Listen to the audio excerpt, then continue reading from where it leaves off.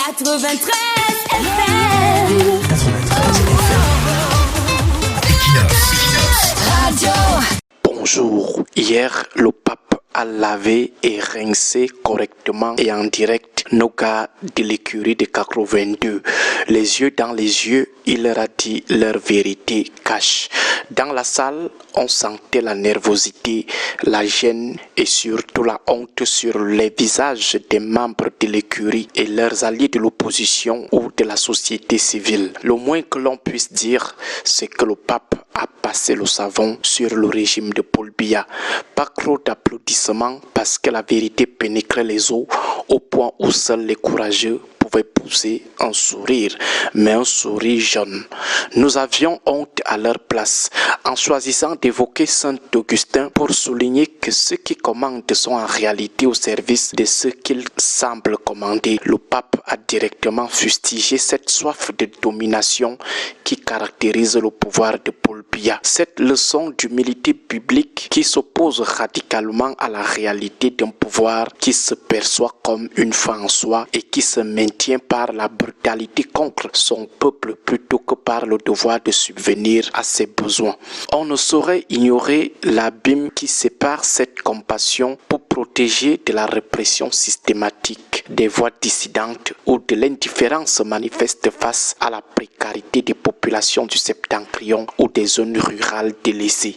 Le Saint-Père a poursuivi son procès sans concession en affirmant que servir son peuple exige de se consacrer au bien commun de tout le peuple, incluant les minorités, dans une harmonie réciproque. Cette sentence a résonné dans les oreilles, les tympans des gars de 82 comme un désaveu cinglant de la gestion de la crise anglophone où l'absence de dialogue authentique a laissé place à une logique d'écrasement militaire. En précisant qu'une paix désarmée ne peut être fondée sur la peur ou la menace, le pape a désaxé le régime sur son argument historique légendaire de la paix qui justifie toute forme de répression.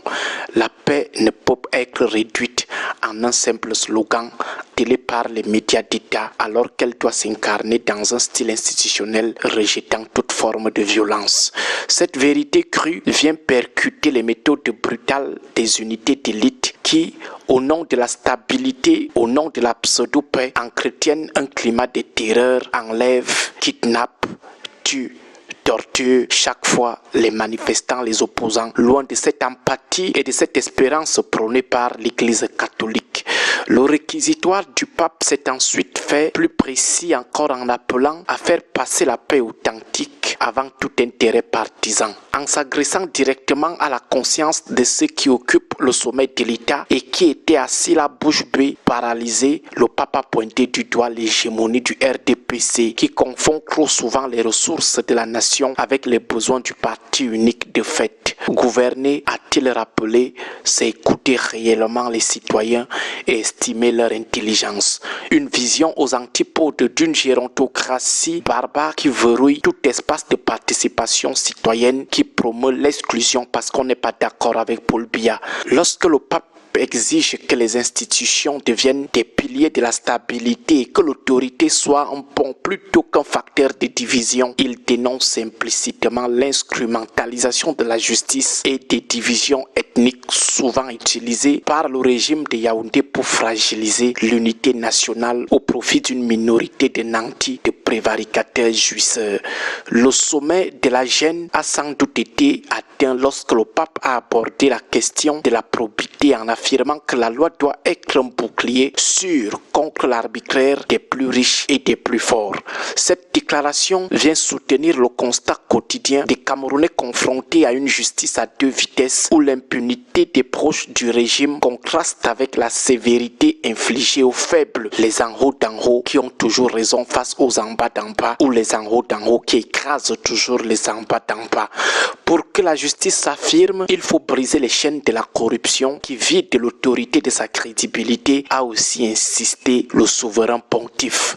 Cette image des chaînes de la corruption illustre parfaitement les détournements massifs des fonds publics, le vol de l'argent du peuple, comme les détournements observés lors de la gestion des fonds liés à la pandémie du coronavirus ou aux infrastructures sportives, transformant la fonction publique en un lieu de prédation personnelle. En exhortant les dirigeants à libérer leur cœur de cette soif de gain que le pape qualifie d'idolâtrie, il a mis à nu la vacuité morale d'un système fondé sur l'accumulation illicite des richesses.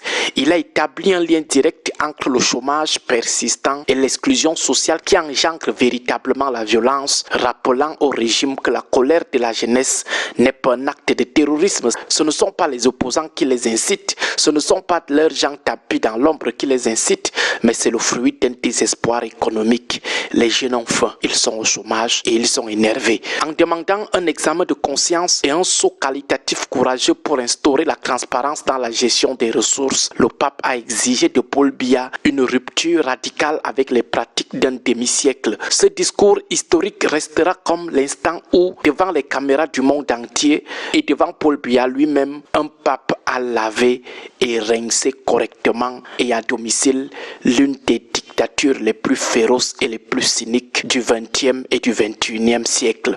Si la honte tuait, nos gars de Yaoundé allaient tous mourir hier soir au palais de l'Unité. C'est la première fois que quelqu'un les lave, tous réunis comme ça et à domicile. Nous sommes sûrs qu'ils ne vont plus l'inviter un jour. Agréable journée à tous. 93 FM. 93 FM. Equinox. Radio.